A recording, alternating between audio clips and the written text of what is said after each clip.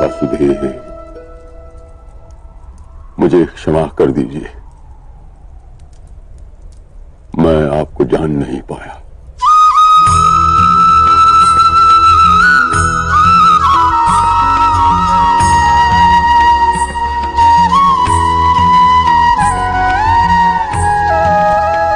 महाराज,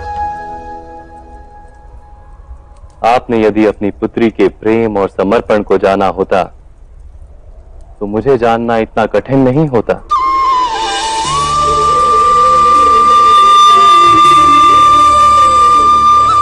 आपने सदा ही अपनी पुत्रियों को दुर्भाग्य माना। आप द्रौपदी की महत्ता देखिए, उसका समर्पण देखिए। वासुदेव कृष्ण की कौमोद की गदा को भी शांत कर दी।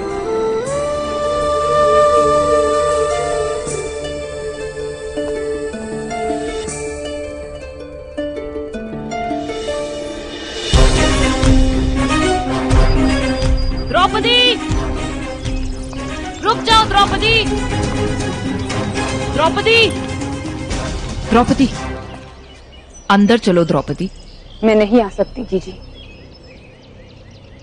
मुझे नगर से निष्कासित किया गया है।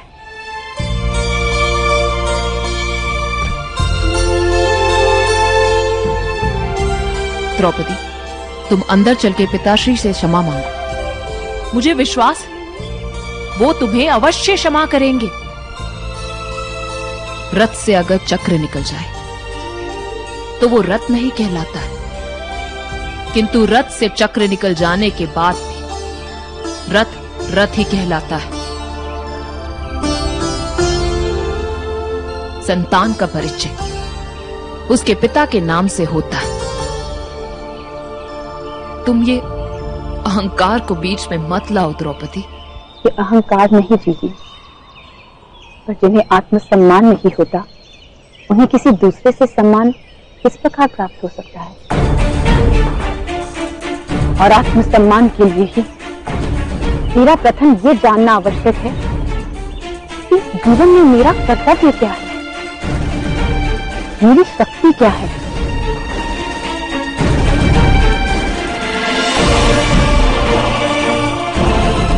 मेरी बात कीजिए।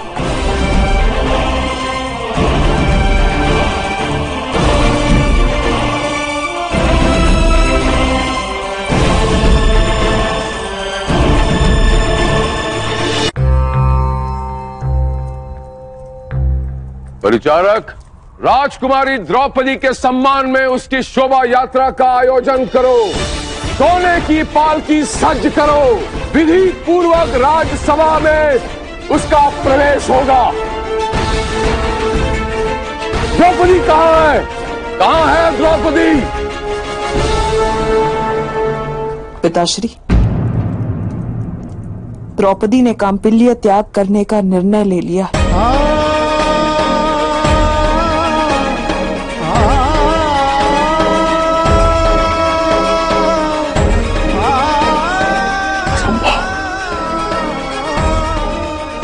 संभव मेरी पुत्री राज्य का त्याग नहीं कर सकती।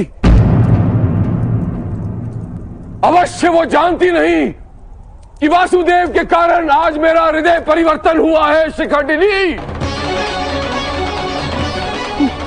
वो अभी यही कहीं निकट होगी। मैं जाता हूं, उसे मनाकर शीघ्र ही लाता हूं। महाराज,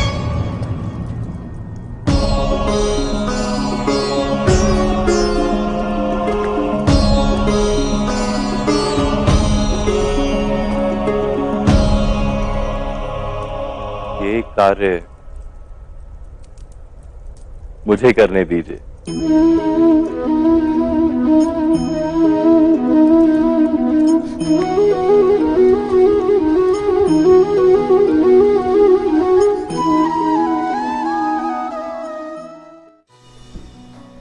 जब महाराज द्रुपद का हृदय परिवर्तन हुआ तो उन्होंने श्री कृष्ण भगवान से माफी मांगी कि मुझे माफ कर दीजिए।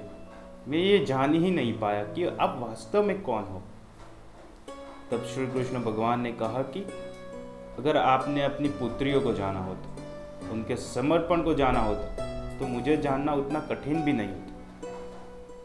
आप द्रौपदी को देख लीजिए, उसकी महत्ता को देख लीजिए। मेरी कौमुदगी गदा जिसको कोई शांत नहीं कर पाता, उसको सिर्फ द्रौपदी ने ही शांत की।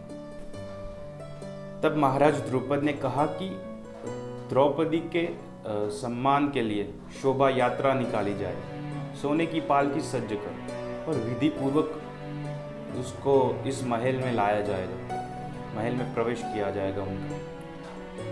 तब शिखंडी आती है और कहती है कि द्रौपदी काम्पिल्य छोड़कर जा रही है, क्योंकि द्रौपदी ने शिखंडी को कहा था कि जिसको आत्मसम्मान नहीं होता उसको किसी और से सम्मान प्राप्त नहीं होता। और इसीलिए सबसे पहले मुझे ये जानना होगा कि मेरी शक्ति क्या है, मेरे जीवन का महत्व क्या है, मेरे जीवन का उद्देश्य क्या है। और यहाँ पर शिखंडी ने भी बहुत बड़ी बात कह दी कि अगर रथ से कोई चक्र निकल जाए तो वो रथ नहीं कहलाता, लेकिन रथ तो फिर भी रथ ही रहता। यानी कि हम अगर अपने पिता से दूर चले गए तो हमारा कोई परिचय ही नहीं रहेगा, क्योंकि संतानों का परिचय अपने पिता से ही होता है। लेकिन द्रौपदी ने कहा कि मैं आत्मसम्मान के लिए जा रही हूँ। और फिर जब ये बात द्रौपद को पता चली कि द्रौपदी जा रही है, तब उन्होंने कहा कि मेरा हृदय परिवर्तन हो गया, अब मैं उसको महल में लाना चाहता हूँ, कहाँ है द्रौपदी, मैं मना कर लाऊंगा। तब श्री कृष्ण भगवान ने रोका और कहा कि ये कार्य मुझे करने दीजिए, क्योंकि उनको पता था कि द्रौपदी सिर्फ उनकी बात ही समझेगी, किसी और की बात नहीं समझेगी। और फिर श्री कृष्ण भगवान को मनाने जाते। जय श्री राम, जय श्री